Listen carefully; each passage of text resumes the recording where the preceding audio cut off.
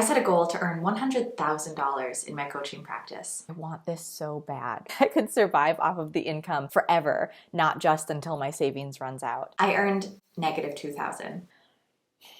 My mind wanted me to see this as proof that I was not on my way, that this is not successful, and that I should give up now. I can't spend any money ever again.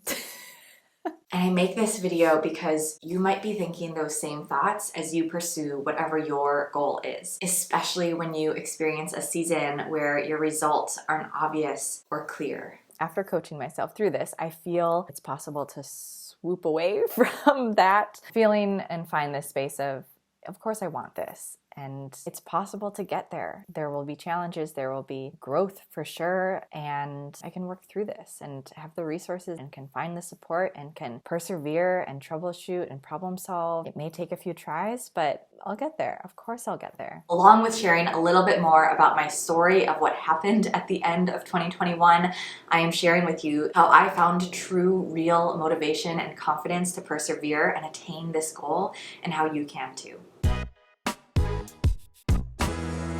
When the final numbers came in and I realized that I lost $2,000, I was sent into a funk for weeks. My doubt latched on to that negative $2,000 number. See, there, it's not happening. It's not going to happen. All of your trust or any of your trust that you've been feeling has been wrongly felt because it hasn't happened yet. I felt all the fears that had been at bay for a while resurface and feel more powerful than ever. The part of me that's scared was almost given the stage because of the end of your finance outcome. There's the doubt, and then there's the defensive, I want it so bad, fight. And where I want to be is in neither of those places. And I know I'm not alone in these thoughts because my clients come to me with very similar, if not the exact same gremlins all the time. I and you are individuals who are in pursuit of a goal. I know I have an amazing service, quality product, and a community who's in it that loves it. Our desire is to achieve this goal, or at least to have some assurance that we are making progress toward this goal. And our current obstacle is that there is no tangible sign that we are making progress. It's about marketing at this point. It's about getting the word out. And maybe even there's a sign or two that suggests we are off track from achieving this goal. Negative $2,000. What's at stake here is giving up on the goal. And the stakes are even higher because at this point, you have already made some or a lot of progress. Imagine if I had lit everything that I have spent 3.5 years building on fire, self-sabotaged my passion just because of this one data point. Furthermore, what's at stake here, if you're on this channel, is that this goal is in relation to your best, most ideal life. And so if you're giving up on this goal, you're giving up on at least a piece of that ideal life picture. And just to add one more cherry on top, if I give up on this goal, that sends a message to our brain and a wiring to our whole selves that whenever we hit a roadblock that's similar to this, it's time to give up. That means all of our goals are at stake here. So we need to overcome this challenge. We need to make it through this. It doesn't have to be this doomsday message of I didn't make profit, everything is doomed. Rather, it's to say, look at the big picture. A lot of things are working really well.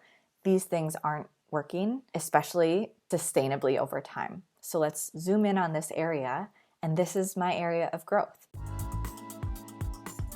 One reason that this roadblock feels so scary is that it is nested in uncertainty. Myself and so many of my clients, we like things to be predictable, to be planned, to feel like we are prepared. I have some really great news for all of us. This roadblock is actually one of the most predictable aspects of the goal journey.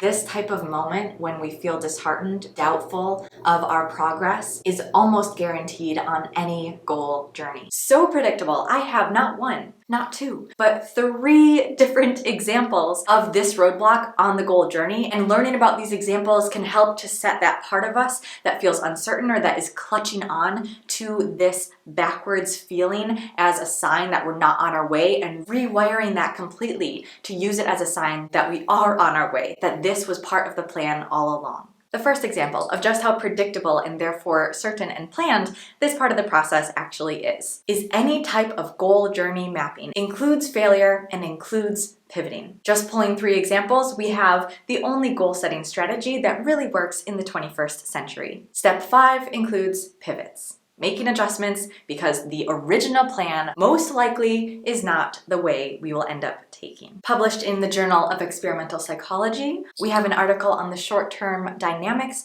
of long-term goal attainment, and right in the first sentence, we have resist temptations. What I thought of when I read this was the temptation to quit. Resist that temptation, because it sure popped its head up at the end of 2021. And an article from The Virtues of Life, think of potential obstacles and brainstorm real solutions. It takes effort, it takes troubleshooting, it takes learning and growing and failing and learning, but all of those things can happen and exist still in a space of, I know it's going to come to fruition through that journey. So again, our first of 3 examples of just how predictable this part of the goal process is. Any outlined goal process, obstacles, failures, pivoting is included in the process itself. The second example is the hero's journey. Any great story, any great movie character, all of your stories as a hero's journey includes trials, sometimes labeled as crisis or facing the shadow side. Without those trials, without facing the shadow side, without a crisis, there wouldn't be that ability and the opportunity to overcome, to persevere, and transform to something new on the other side. Like getting my master's degree in positive psychology. That was really challenging, but there was no point where I didn't think I was capable of doing that. Yes, I have everything in place needed to make that happen, and if not, I'll figure it out. That's the part of me that I want here. And lastly, in my own decision-making framework, Chapter 7 talks about embracing your switchbacks, to trust the ride. And this is a step that I intentionally included in this because I've seen so many times with clients and when I reflect on my own journey that it's after the decision is made. So after we're already in pursuit of our goal, that's often when even more fears and doubts and gremlins pop up. There's a lack of trust that it's happening. And it's especially tempting at that point to just revert back to what is comfortable, to give up, to not keep going. But this is the whole purpose of this video, is that you have already made it to this point.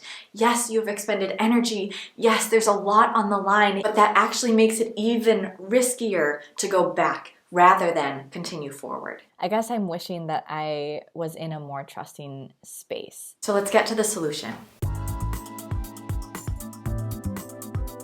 The first step, fortunately or unfortunately, is addressing the crisis at hand. There's actually a name for this in psychology, and it's called the ostrich problem. Anyone who puts their head in the sand and just doesn't look at any data points whatsoever, including the hard data points to consider, are less likely to achieve their goals. Whereas individuals who keep their head up and look at all of the data points on their goal pursuit are more likely to achieve their goals. My positive psychology coaching practice for this part of the solution is to set a timer, to let out the fears, to let out the gremlins, to let out the worries that are on your mind. And of course, staying true to the purpose of this channel, whether I like it or not in this moment, I'm gonna set a timer and talk in real time.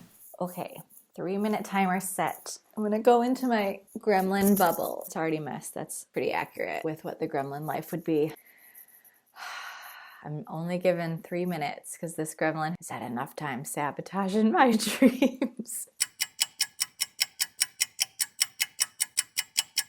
And that was the timer. Ooh, okay, that was interesting. This is the hardest part, and this is a part we can expect to enter, to be in, and therefore we must build a support system and a tool like the one I'm sharing with you today to keep going, especially now, so that you attain not only the goal that is in front of you that you're thinking of as you're watching this video right now, but also any goal and all the goals combined to create a life that you genuinely love, where you show up as your most authentic self and therefore can serve the world in the most authentic and powerful way that you can. That was really interesting because at least at this point in the process, and this is why one suggestion is to put a timer on every day for an extended period of time, I actually felt a lot of my connected, trusting part of myself more than when I did this before. Yeah, there are these fears, but when I say them aloud, when I actually give them space, they almost disintegrate because immediately there's a part of me that is trusting and has some other perspective to add in that makes it not so bad. in fact the opposite of bad, like pretty darn good.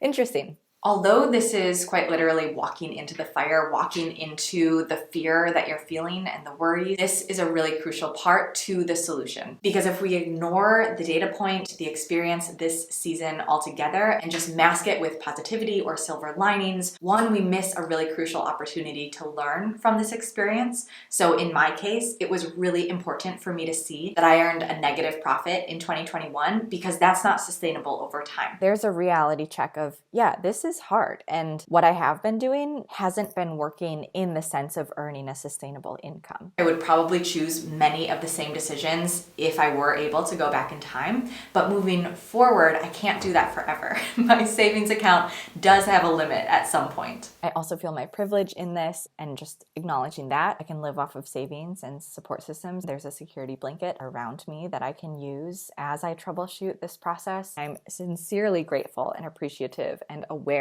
that that is a privilege. And for you to see this data point or to hear the fears, oftentimes they're just redirecting us to a value, to something that's important, to something to consider. Not to make our entire decision off of that data point, off of the fears, but to include it as part of the process. Imagine if I didn't have this check-in right now, and then 5 years down the line, I actually hadn't built an alternative action plan to make sure that I could overcome that hurdle or shift or adapt. Which brings us to our next step in the solution to keep going. Look for other indicators that you are making progress toward this goal. A lot has been working. Again, to reiterate from the last step, this is not to dismiss the data point that you just received. We want to look at that challenging data point, that challenging experience that we just went through or are still going through. Look at it, stare it down, hear it out, set that timer, and then take a step back, open your eyes to all the different options available for you that you are, in fact, making progress on this goal. It has been working and getting client results and building a business I'm really proud of and living day to day in a way that brings me joy and being able to spend time and live in alignment with my values, not only in business, but also in my personal life, taking time off for vacation, to see family. This may be as simple as shifting from one number to another. So instead of just looking at profit, for instance, I can look at revenue and see that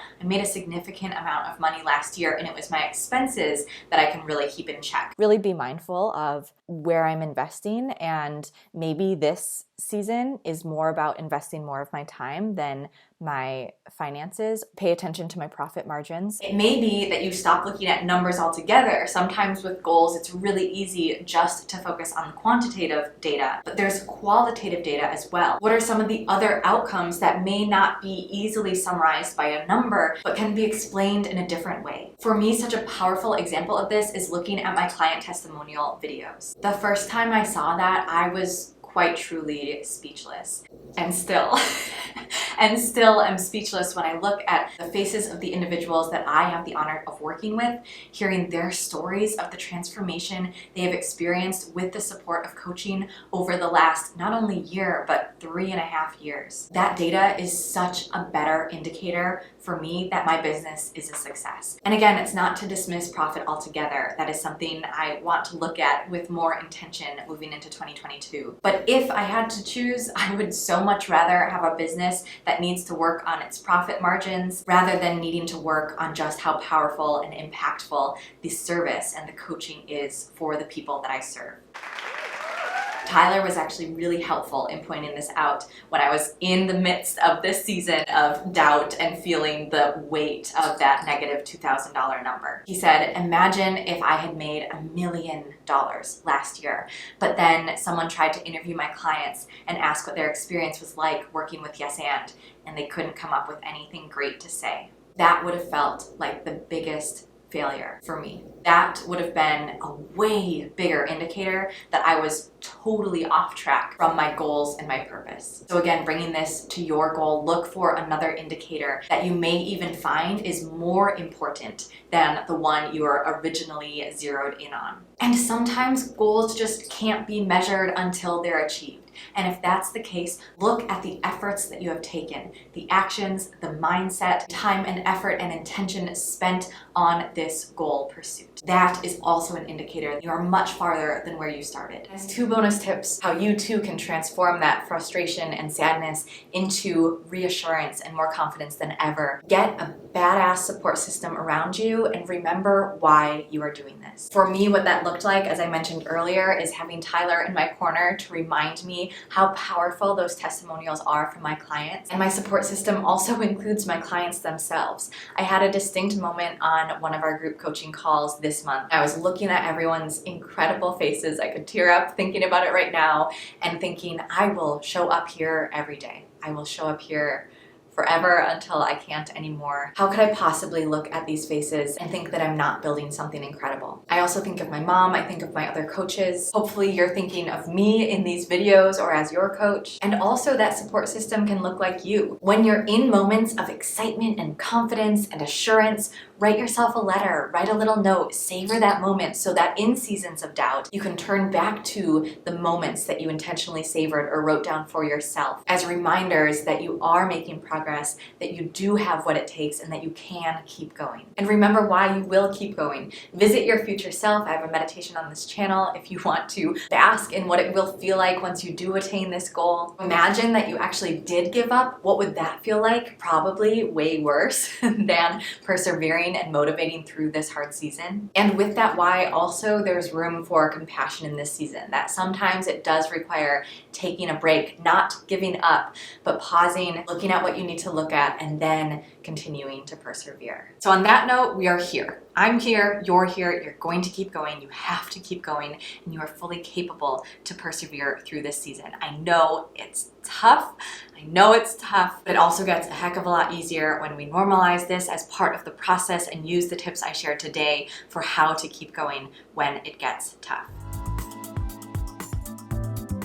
I want to hear from you. I want to hear from this community. So comment below what you're taking away from this video. Comment I'm back, or comment a realization you had. I was being an ostrich maybe. If you're feeling extra zealous, give this video a like. I sincerely appreciate it. It helps to spread this message and positive psychology. I want to remind you that I host a free group coaching call. So if you want to connect with me more directly beyond the comments, beyond the likes of these videos, click the link in the description and save your spot for our next free group call. Lastly, what I mentioned earlier, one way to persevere through this season is to visit the time when you have achieved this goal as a reminder for why you're doing this and as extra motivation to keep going. So here's that meditation. Click there next. Visit your future self and feel supported in this season. I believe in you. I believe in me. I believe in this mission to live more authentic lives, how powerful that can be for our world. And on YouTube, we are just getting started. So I'll see you next week with another video.